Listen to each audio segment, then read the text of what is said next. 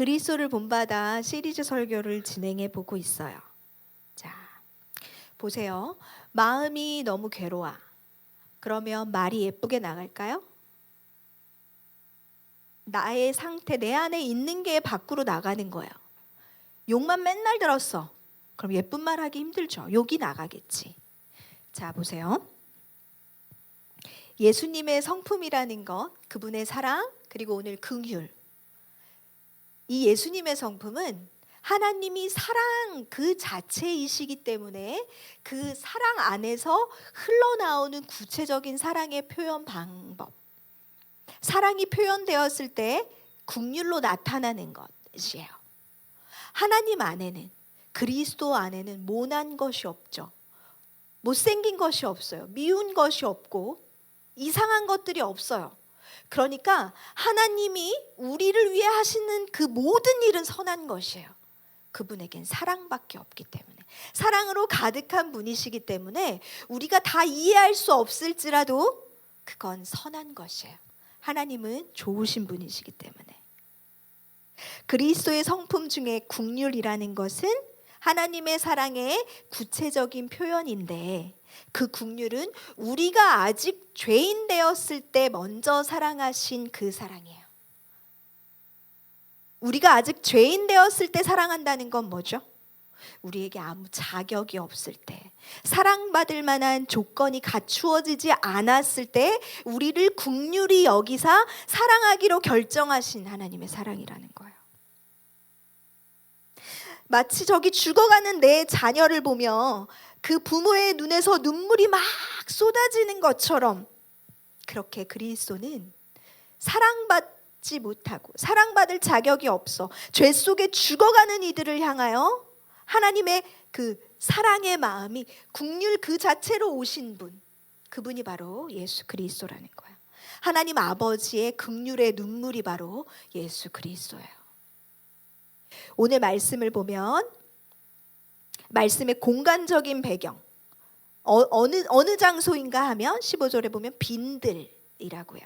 그리고 때도 이미 저물었대요. 공간은 빈들이고 시간은 어둑어둑 저물어가는, 내시경 이렇게 성경은 보고 있거든요. 날이 저물어가는 때, 이 공간과 이 시간이 의미하는 것은 뭘까요? 사람이 노력으로 뭔가를 만들어낼 수 없는 공간이고 시간이라는 거예요. 우리의 삶 가운데 오늘 이 공간, 이 시간처럼 내 노력으로 뭔가를 할 수 없는 무기력한 때, 그런 처참한 때, 무능력한 때, 그런 시간들이 우리 인생에 얼마나 많이 있었어요. 노력을 했는데도 안 된 경험이 있고, 어쩌면 우리의 삶은 이런 빈들과 저물어가는 때의 연속이에요. 그런데 오늘 우리가 웃을 수 있고, 오늘도 우리가 살아가고 있고, 죽지 않고 오늘도 우리가 삶을 영위할 수 있는 이유는 무엇일까? 그런 빈들에 홀로 앉아 있을 때, 빈들에 무기력하게 있을 때 주가 나를 외면하지 않았기 때문에, 그때마다 알맞는 하나님의 긍휼의 손길로 나를 도와오셨기 때문에 오늘 내가 이 자리에 있다는 것을 잊지 마세요.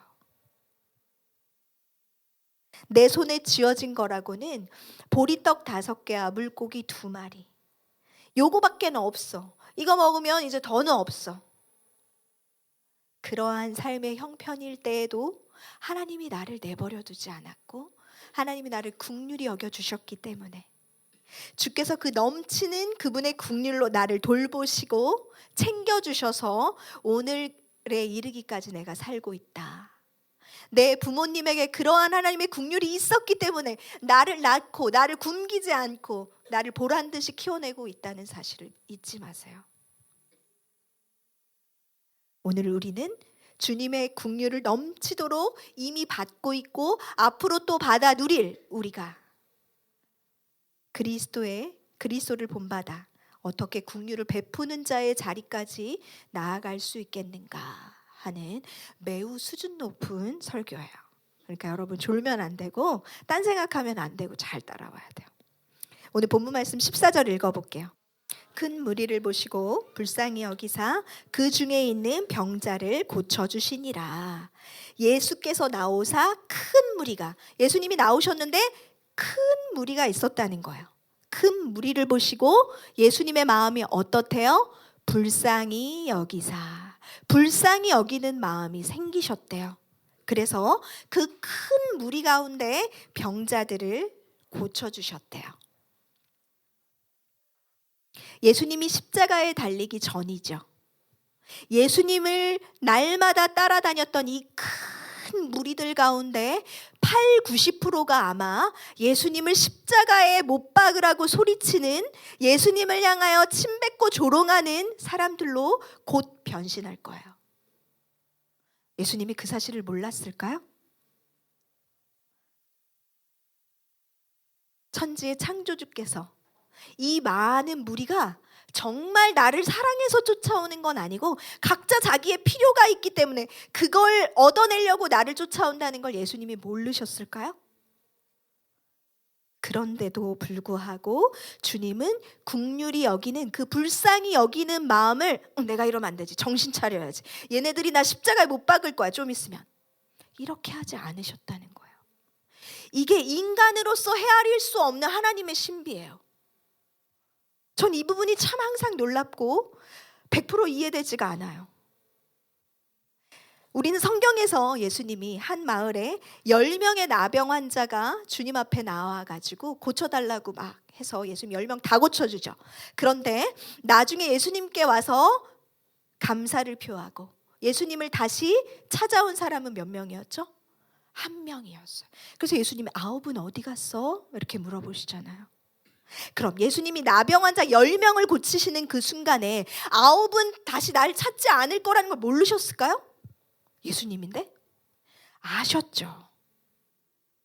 1명만 찾아와서 다시 하나님께 영광을 돌릴 때 하나님은 이 상황을 이미 알고 계시지만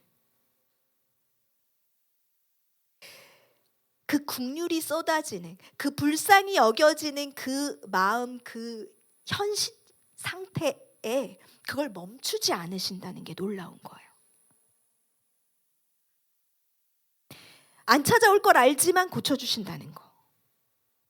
심지어 예수님의 제자 가운데 누가 있죠? 가룟 유다가 있죠.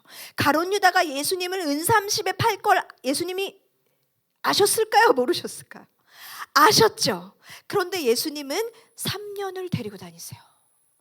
먹이고 입히고 가룟 유다를, 그리고 사랑해 주세요. 왜 이러시는 거예요? 하나님은 구약에서 이스라엘이 하나님이 약속하신 그 가나안 땅에 들어가서 먹고 배부르고 부요해지면 하나님을 떠난다는 걸 이미 알고 계셨기 때문에 가나안 땅에 들어가기 전부터 계속 얘기하세요. 나를 기억해야 돼. 나를 떠나면 안 돼. 계속 얘기하세요. 그런데 예수님의 이 예감은 틀린 적이 없고, 하나님의 예감은 틀린 적이 없고, 가나안 땅에 들어가자 이스라엘은 배신합니다. 또 하나님은 배신당하고도 이스라엘이 힘든 노역으로 노예 생활할 때 부르짖으니까 또 반응하세요. 도대체 하나님은 왜 이런 분이실까? 결국 또 출애굽 시키셔가지고 구름 기둥과 불 기둥으로 인도하시고 만나를 또 먹이시고,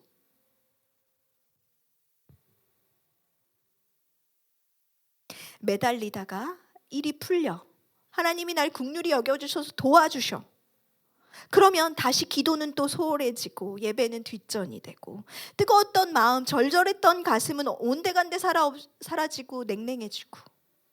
여러분, 우리 다 이거 반복하잖아요. 우리의 삶에 수도 없이 이걸 반복했는데, 하나님 이번만 들어주세요. 하나님 이번 시험만 잘 보게 해주세요. 하나님 이거 갖고 싶어요.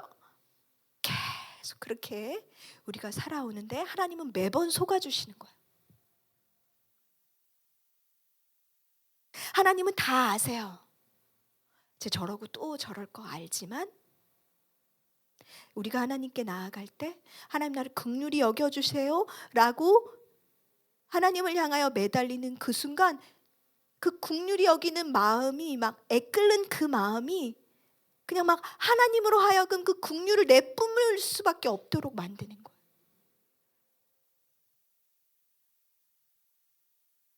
성경에 나타나는 이런 하나님을 배신하는 수많은 장면들에서 저는 항상 무너져요. 하나님은 하나님이시라고밖에는 말할 수가 없구나. 제가 한 번, 두 번, 세 번 이렇게 사람에게 배신당했다고 생각해 보세요. 제가 얼마나 냉랭하고 시니컬한 사람이 되겠습니까? 아무도 못 믿겠죠. 그런데 하나님은 나를 또 믿어준다는 거예요. 하나님께 나아가기만 하면. 하나님은 긍휼을 베푸시는 그 순간에 긍휼이 여김받아야 하는 그 사람의 현재 상태, 그것만 보세요. 나중에 어떻게 하겠지를 보지 않으신다는 거예요.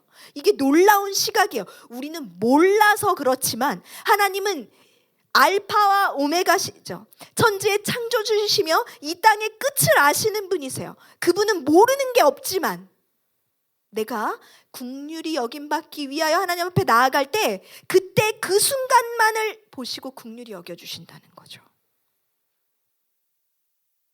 긍휼을 베풀어야 하는 내 앞에 있는 이 자녀의 이 힘든 상황, 이 결핍된 상태, 그것만을 보시고 그 이외의 다른 것들, 이전에 어떻게 살아왔든지 이후에 나에게 또 어떻게 할지 이런 것들을 고려하지 않으시고 긍휼을 베푸신다는 게 이게 놀라운 하나님의 긍휼이에요. 돌려받을 것을 생각하지 않으시는 거예요. 그리고 무작정 긍휼을 베푸신다는 거예요. 그랬기 때문에 우리가 지금 있다는 겁니다. 주님은 우리에게 크고 놀라운 일을 요구하지 않는 분이십니다. 여러분, 하나님을 위하여 크고 놀라운 일을 할 필요는 없어요. 금메달 따고 1등에 하나님께 영광 올려드리는 거 아니에요. 나의 존재 자체를 기뻐하세요. 그리고 지금 내게 있는 그것을 하나님께 드리기를 원하세요. 내게 없는 것을 요구하지 않는 분이시라는 거예요. 크고 놀라운 건 누가 하면 돼요? 크신 하나님이 하면 되지. 나는 크고 놀라운 사람이 아니에요. 그러니까 나는 내가 지금 할 수 있는 걸 하면 된다는 거예요. 제자들이 이르되 여기 우리에게 있는 것은 떡 5개와 물고기 2마리 뿐입니다 라고 이야기할 때 그때 주님은 크고 놀라운 일을 하실 통로로 지금 내게 있는 그것을 사용하신다는 거예요. 떡과 물고기라는 통로가 없다면 하나님은 광야에서 만나와 메추라기를 내리는 방법으로 먹이실 수 있어요. 그런데 하나님이 나에게 있는 그것을 요구하실 때는 왜 요구하실까? 가져가시려고? 가져가시려는 게 아니에요. 하나님의 크고 놀라운 일의 통로로 나를 사용하기 원하시는 축복해 주시기 원하시는 하나님의 마음이 있는 거예요. 마태복음 5장 7절을 읽어볼게요. 긍휼히 여기는 자는 복이 있나니 그들이 긍휼히 여김을 받을 것이며 긍휼히 여기는 자는 복이 있대요. 어떤 복이 있을까요? 긍휼히 여김 받는 복을 받는데요. 되게 또이또이 같은데 긍휼히 여겼으니까 긍휼히 여김 받는 거. 쌤 아니야? 이게 무슨 복이야? 잠언이 이걸 설명해줘요. 더 구체적으로. 잠언 19장 17절 볼게요. 가난한 자를 불쌍히 여기는 것은 여호와께 구워드리는 것이니 그의 선행을 그에게 갚아주시리. 긍휼히 여기는 자는 긍휼히 여김 받을 건데 내가 긍휼히 여긴 사람에게서 똑같은 양과 똑같은 질의 긍휼히 여김 받는 게 아니라 내가 누군가를 긍휼히 여기면 하나님이 긍휼히 여겨주신다는 거예요. 하나님이 갚아주신다는 거예요. 가난한 사람의 유형이 요즘에는 되게 다양해요. 마음이 가난할 수 있어요. 영적으로 가난할 수 있어요. 돈이 없어서 정말 가난할 수 있어요. 어떤 가난한 상태에 있는 사람이든지 간에 마음이 가난한 사람의 이야기를 내가 들어주는 이러한 방식의 긍휼, 영적으로 가난한 사람에 있는 사람을 위하여 내가 기도해주는 이런 긍휼, 그리고 정말 배고프고 힘든 사람에게 나의 주머니를 열어서 주는 이러한 방식의 긍휼, 다양한 긍휼이 여김이 있을 수 있겠죠. 그런데 내가 그런 것을 했을 때 나도 긍휼히 여김 받는다고 말씀하시는데 갚아주시는 분은 하나님이시라는 거예요. 긍휼에 풍성하신 하나님이 하나님의 계산 방법으로 갚아주신다는 거예요. 내가 1,000원 주면 1,000원 주겠다는 의미가 아니고, 나는 1,000원 주었는데 그 1,000원의 가치를 하나님은 1,000원으로 보지 않으시고 우리의 마음의 중심을 아시는 그 하나님께서 몇 갑절로 100배 1,000배로 갚아주실 수 있다는 말씀인 거예요. 그렇다면 나는 누군가를 긍휼히 여겨줘. 그럼 누구에게 구워주는 거다? 하나님께 구워주는 거다. 하나님은 꾸고는 못 사시는 분이에요. 우리가 하나님께 구워주었을 때 하나님은 배로 이자까지 쳐서 갚아주신다는 거예요. 그럼 내가 누군가를 긍휼히 여겨줬는데 하나님이 그의 풍성하심을 따라 나에게 긍휼히 여겨주셔서 갚아주셔. 그럼 난 더 풍성해지겠네요. 그럼 난 더 많은 긍휼을 베풀 수 있겠네요. 이게 하나님이 우리에게 원하시는 선순환이에요. 하나님이 우리에게 원하셨던 삶이에요. 이걸 위하여 이스라엘을 택하사 온 열방 가운데 내가 택한 이 백성을 보라. 이 백성에게 내가 어떻게 축복하는지 보라. 이스라엘 통해 열방을 먹이시고 싶으셨던 하나님의 꿈이 있었고, 그 꿈이 주님을 믿는 우리에게 다시 옮겨온 것이에요. 여호와께 많이 구워드리세요. 절대로 손해보지 않을 거예요. 14절 읽어볼게요. 예수께서 나오사 큰 무리를 보시고 불쌍히 여기사 그 중에 있는 병자를 고쳐주시니라. 오늘 읽은 본문의 제목은 우리 유치부부터 다 알고 있어요. 오병이어의 기적이잖아요. 그렇죠? 오병이어로 유명한 본문이에요. 그런데 14절을 보세요. 떡 5개와 물고기 2마리라는 매개체, 이것이 주님 손에 올려지기 전에도 이미 예수님의 마음은 불쌍히 여기는 상태로 가득하셨다. 보리떡 5개와 물고기 2마리 때문에 긍휼히 여기신 건 아니라는 거예요. 주님은 언제나 우리를 향하여 이 긍휼을 막 펼치기 원하세요. 주님은 빈들 같은 우리의 인생에 언제나 긍휼로 풍성하게 붓기 원하는 마음으로 준비 땅 하고 계신 거예요. 우리는 항상 이 사실에 집중해서 이 하나님의 긍휼을 건드릴 수 있는 사람이 지혜로운 사람이에요. 우리가 누군가를 도와줄 때도 이 하나님의 긍휼에 의지하여 도와줘야 해요. 그래야 누군가를 도와주고 자만하지 않을 수 있어요. 교만해지지 않을 수 있어요. 14절 다시 읽어볼게요. 예수께서 나오사 큰 무리를 보시고 불쌍히 여기사 그 있는 병자를 고쳐주시니라. 불쌍히 여기사, 긍휼히 여기다. 몸의 내장을 뜻하는 말에서 유래된 것이에요. 불쌍히 여기다라는 표현은 창자가 끊어지다라는 뜻이에요. 되게 불쌍하네. 되게 배고프겠다. 이 정도의 의미가 아니에요. 저 무리를 보시고 내 창자가 끊어질 것 같은 아픔으로 바라보셨다는 거예요. 내가 이렇게 아프지 않으려면 어떻게 해야 될까? 도와줘야지 안 아파. 이런 분이라는 거예요. 주님의 긍휼은 어떤 생각이나 감정이 아니에요.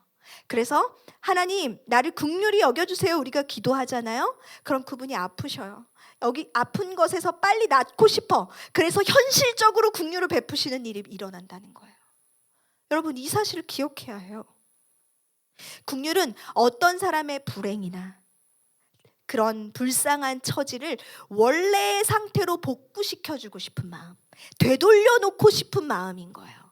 하나님은 언제나 우리를 하나님이 계획하신 완전한 상태로 되돌려 놓고 싶어서 늘 아프세요. 우리의 공사가 끝날 때까지, 공사 중인 우리의 인생이 이 공사가 마무리될 때까지 하나님 우리를 긍휼히 여겨주시는 거예요. 우리가 창자가 끊어질 듯한 고통으로 누군가의 아픔을 그렇게 함께 아파해 본 적이 있어요?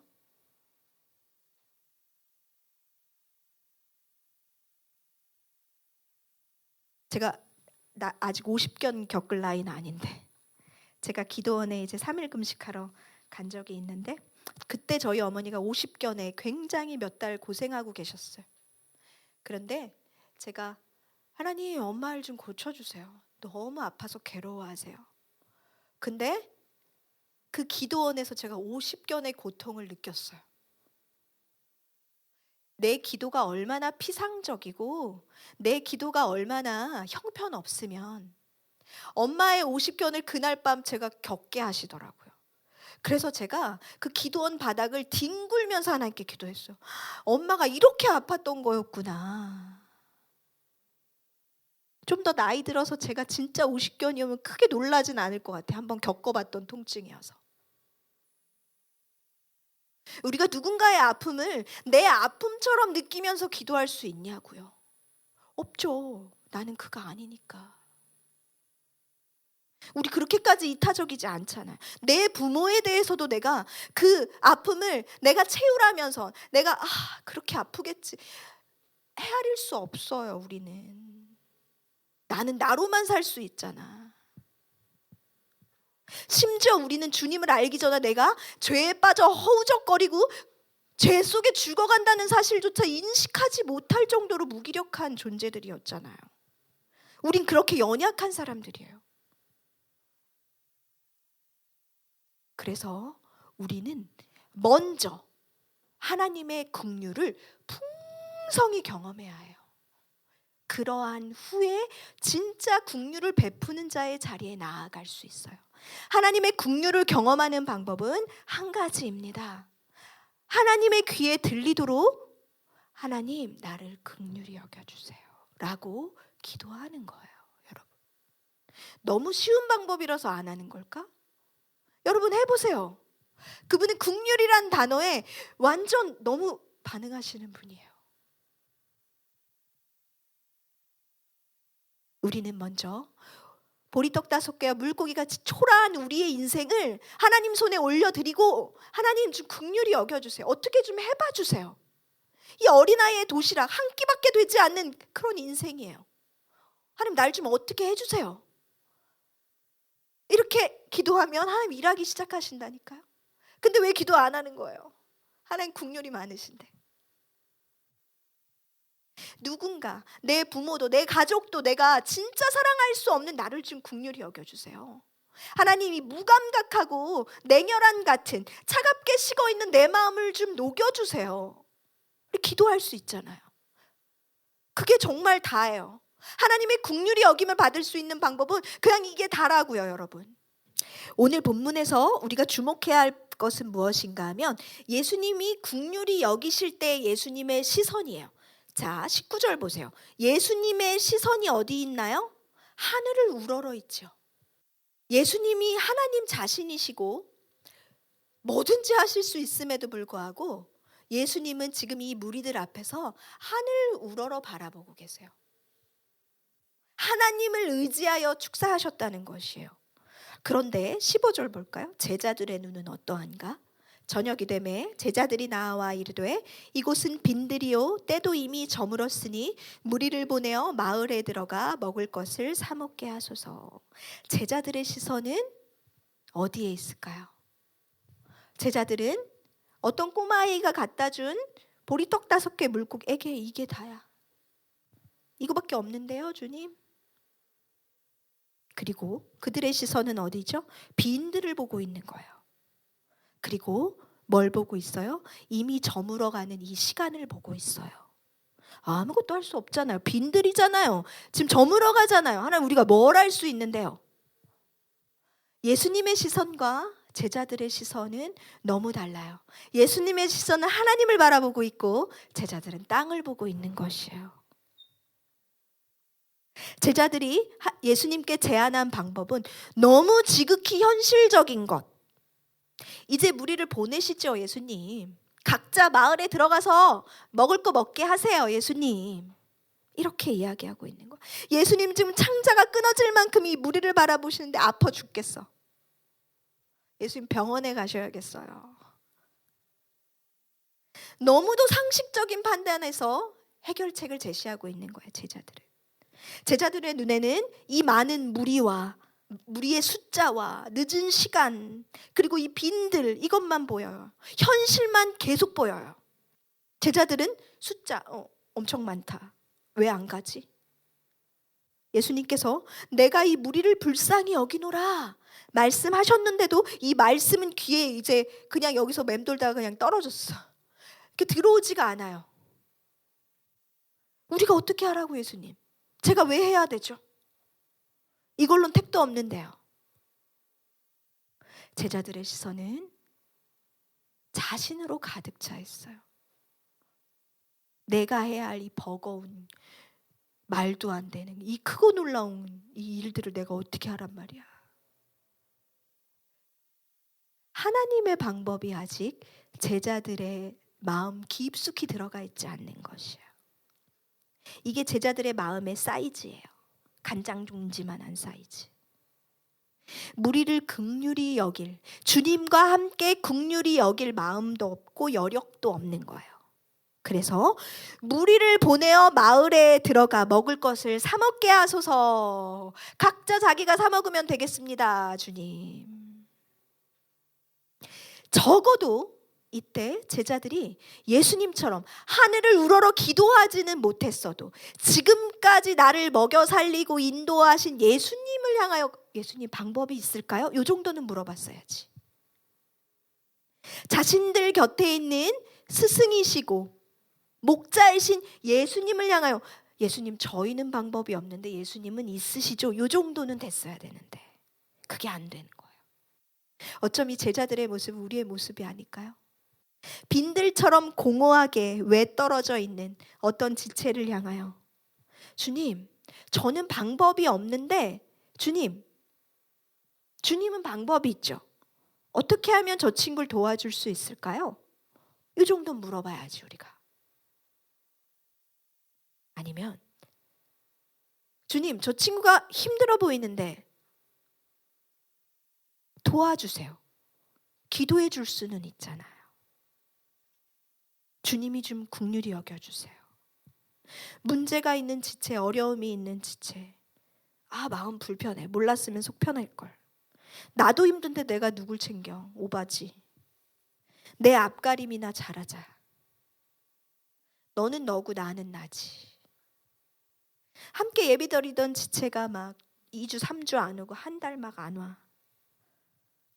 그냥 그런가 보다. 예배 끝나면 관심도 없고요. 생각도 안 나. 세상에서는 이러한 개인주의적인 방식이 쿨할 수 있어요. 그런데 그리스도인으로서는 정상이 아니에요, 여러분. 아셔야 돼요. 우리가 그리스도인으로서 이렇게 사는 건 절대 정상이 아니에요. 그 사실을 아셔야 돼요. 우린 세상을 살아가지만 그리스도인이에요. 우린 누군가를 도와줘야 하는 상황이 오면 시계를 보거나 자동적으로 내 주머니를 이렇게 봐요. 그리고 순간적으로 계산을 막 돌려요. 내가 가진 것 가운데 내가 크게 손해되지 않을 정도만 내가 이렇게 도와주는 거. 세상에서는 이걸로도 칭찬받을 수 있어요. 그러나 그리스도인으로 할 수 있는 최고의 긍휼은 아니에요. 우리는 믿음으로 한 걸음 더 나아가야만 해요. 그게 뭐다? 하늘을 우러러보는 것. 불쌍한 마음이 들지만 아무것도 하지 않는다면 그건 긍휼이 아니라고 말씀하세요. 내 손에 아무것도 없어도 내 손에 들인 게 너무 적어도 우리는 적어도 하늘을 우러러볼 수 있는 사람들이잖아요. 그렇다면 나는 못하지만 하나님의 긍휼이 그 누군가에게 임하도록 하나님을 움직일 수 있는 위대한 사람들. 그게 바로 우리예요. 고아들의 아버지라고 하는 조지 물러가 항상 뭐가 가진 게 없었죠. 저녁 먹고 나면 다음날 아침거리가 없어. 그럼 어떻게 했죠? 하늘을 우러러 기도하죠. 그리고 문을 열면 문 밖에 음식이 와 있어. 이러한 방식으로 고아들의 아버지가 되는 거죠. 긍휼은 하늘을 우러러 보는 자의 삶에서만 나타나는 풍요로움이에요. 20절 21절 볼게요. 다 배불리 먹고 남은 조각을 12바구니에 차게 거두었으며 먹은 사람은 여자와 어린이 외에 5,000명이나 되었더라. 긍휼의 손길로 떡과 물고기를 집어들어 나누어 주실 때 여기서 사라지지 않고 계속 샘솟아요. 하나님이 하나님의 긍휼이 어떤 생각, 불쌍해, 안 됐네, 생각이나 마음에 머물러 있지 않고 그 현실 속에 그 긍휼이 뚫고 들어와 가지고 매우 실제적으로 음식이 쏟아지는 방식으로 부어진 거예요. 긍휼히 여기는 자가 긍휼히 여김을 받을 것이요 라는 약속은 여러분 절대 먼 미래를 의미하는 게 아니에요. 잘 생각해 보세요, 여러분. 너무 중요한 거니까 잘 생각하면서 들으세요. 사랑, 희락, 화평, 온유, 성경이 말하는 이런 좋은 것들은 당연히 우리가 나중에 천국에 가도 있겠지요. 사랑이 넘치고 기뻐하고 온유하고 화평해야 천국이잖아요. 그런데 이 긍휼이라는 멋지고 아름다운 단어는 천국에는 없어요. 천국에 온 사람들은 이 땅에서 이미 긍휼히 여김을 받았기 때문에 온 것이에요. 천국에는 긍휼히 여김 받아야 할 사람은 존재하지 않을 거예요. 긍휼히 여김 받아야 할 사람이 존재한다면 천국이 아니겠지. 우리가 완전한 모습으로 주님과 함께 영원히 살게 될 건데, 그렇다면 여러분 잘 계산해야 돼요. 주님은 긍휼에 풍성하신 분인데 이 긍휼은 언제만 쏟아진다? 우리가 이 땅을 살아가는 동안에만 쏟아진다. 부족하지 않은 하나님의 긍휼을 더 많이 끌어다 쓰는 사람이 지혜로운 사람이지. 하나님의 긍휼은 우리를 고와 같이 버려두지 않으시겠다는 하나님의 약속. 우리가 이 땅을 우리의 힘과 우리의 노력만으로 우리끼리 알아서 살게 두지 않고 우리의 참 부모이신 하나님께서 우리를 돌보시겠다는 이 땅에서의 약속이에요. 그러니까 긍휼히 여김 받은 자는 긍휼히 여긴 자는 긍휼히 여김 받을 것이요라는 이 약속은 우리가 사는 동안 하나님이 이루신다고요. 이 약속은 이 땅에서 하나님이 우리에게 이루어 주신다고요, 여러분. 그렇다면 긍휼히 여기는 삶으로 나아가지 않을 이유가 뭐가 있어요? 더 많이 도와줘야겠지. 하나님이 날 더 많이 보살핀다고 하시는데. 이게 지혜로운 사람인 거예요. 써도 줄지 않는 그 하나님의 긍휼의 샘에서 매일매일 그 긍휼을 길어다 마시세요. 청교도들은 하루 24시간 한 가지 기도만 했대요. 하나님, 나를 좀 불쌍히 여겨주십시오. 이 기도에 사실 모든 게 다 들어있어요. 하나님, 나를 좀 불쌍히 여겨주십시오. 입버릇처럼 습관처럼 이 기도를 입에 달고 사세요. 하나님의 긍휼이 여러분의 삶에 쏟아질 거예요. 마지막 말씀, 고린도후서 11장 29절. 누가 약하면 내가 약하지 아니하며 누가 실족하게 되면 내가 애타지 아니하더냐. 목자 없는 양들을 바라보시면서 애절하게 느끼는 심정으로 이렇게 불쌍히 여기신 것이에요. 교회가 약해지면, 내 자녀가 실족하면 내가 애가 탄다. 내가 애가 탄다. 나 어떻게든 해주고 싶다. 이게 하나님의 마음이라는 거예요, 여러분. 여러분이 외로운 순간에 하나님의 애가 타지 않으시겠습니까? 여러분이 하고 싶은데 돈이 없다면 하나님의 애가 타지 않으시겠습니까? 왜 그 애타는 마음에 불을 지피지 않느냐고요? 긍휼히 여겨달라고 구하세요, 여러분. 한국교회가 우리 그리스도인들이 찾아야 할 마음이 바로 이 마음이에요.